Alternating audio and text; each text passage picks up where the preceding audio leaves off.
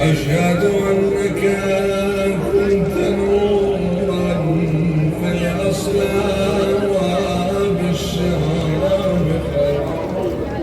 والأرحام المطهرة، لم تنجسك الجاهلية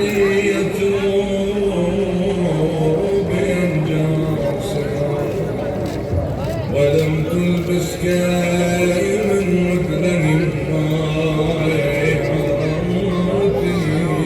ثيابنا.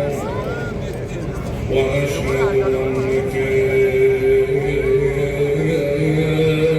من دعائم الدين وأركان.